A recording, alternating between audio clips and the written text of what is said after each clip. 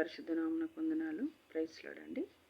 దేవుని మాటలు వినకుందు ప్రార్థించుకుందాం. పరిశుద్ధమైన ప్రేమగల తండ్రి, జయగల దేవ, స్తోత్రాలు, వందనాలు. పరిశుద్ధుడ పరమ తండ్రి, మా స్తుతులకు కారణభూతుడా, నీకు అసాధ్యమైనది ఏది లేదు, సమస్తం సాధ్యం తండ్రి. నీకు వందనాలు.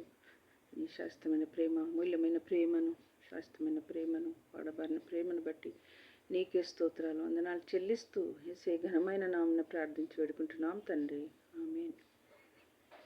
దేని మాటలు, కొన్ని మాటలు మనం ధ్యానించుకుందాము. రూతు గురించి. రూతు అంటే సంతృప్తి, స్నేహశీల, సౌందర్యము అని అర్థము. అత్తను ప్రేమించే స్త్రీ. మరి మాకు మంచి గుణాలు ఉన్నాయి. చురుకైన స్త్రీ, దేవుని హత్తుకున్న స్త్రీ, సత్ప్రవర్తన కలిగిన స్త్రీ, కొనియాడబడిన స్త్రీ.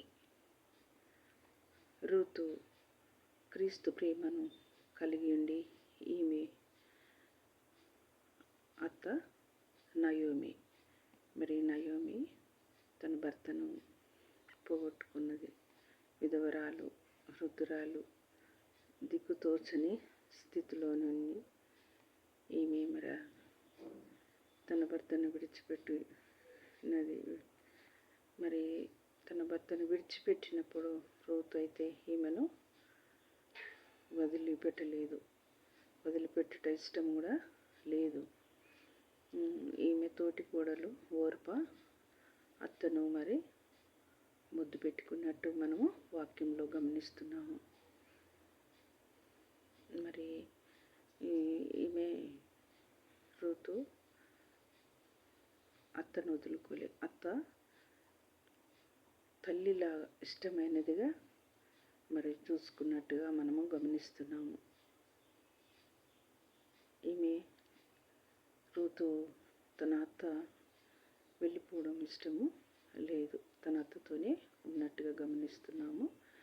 నీ జనమే నా జనము, నీ దేవుడే నా దేవుడు, నీవు ఉన్న చోటనే నేనుంటాను, నీవు మృతి చెందిన చోటనే నేను మృతి చెందుతా అని మరి రూతు అన్నట్టుగా, మరి కోడళ్ళు అన్నట్టుగా మనం గమనిస్తున్నాము. మరి నయోమి భర్త పేరు ఎలీమెలకు. తన ఇద్దరు కుమారులు మహలోను, కిలోను. మరి మహలోను మరి పెళ్లి చేసిన తర్వాత మరి 10 సంవత్సరాలు తర్వాత చనిపోయినట్టుగా మనం గమనిస్తున్నాము. మరి వీరిద్దరు కుమారులు కూడా చనిపోయినారు. మరి రూతు అన్యురాలు అయినప్పటికీ క్రైస్తవ కుటుంబంలోనికి మరి వచ్చినట్టుగా గమనిస్తున్నాము. మరి మేము ఎంతగానో మరి క్రీస్తునందు ప్రేమ చూపినట్లుగా మనము గమనిస్తున్నామండి. తర్వాత కొన్ని మరి వచనాలు మనము చూసుకుందాము. సామెతలు 12వ అధ్యాయము 4వ వచనంలో, యోగ్యురాలు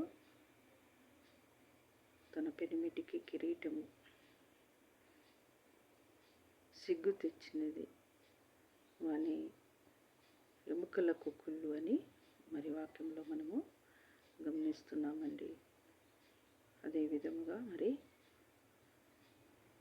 రోమపత్రిక 8వ అధ్యాయము 35వ వచనంలో ఏమని ఉందంటే, క్రీస్తు ప్రేమను కలిగి ఉన్న ప్రేమను ఎవడైనా చూపగోరిన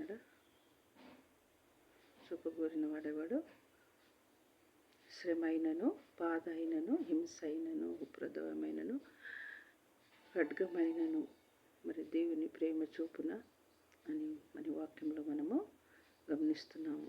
మరి శ్రమైన, బాధ అయినా, ఇరుకైనా మరి దేవుని అయితే విడిచిపెట్టకుండా మరి రూతును మనము గమనిస్తున్నామండి. మరి గుణవతి అయిన భార్య దొరుకుట అరుదని వాక్యంలో మనము గమనిస్తున్నామండి. అదే విధముగా మరి ఇంకో మాట కూడా మనం గమనిస్తాము. నినర్గల స్త్రీ ఘనత నందును. నినర్గల స్త్రీ ఘనత నందును. ఘనత అంటే దేవుని యొక్క ప్రేమ, ఘనత, గొప్పతనము పొందుకున్నది. మరి నినర్గల స్త్రీ, మరి రూతును బట్టి నినర్గల స్త్రీ ఘనత నందునని వాక్యంలో మనము గమనిస్తున్నామండి. ఇంకో మాట కూడా, సుబుద్ధి గల భార్య యెహోవా యొక్క దానం అని ఉన్నదండి. మరి సుబుద్ధి, మంచి బుద్ధి గల స్త్రీ మరి ఎవరు? రూతు.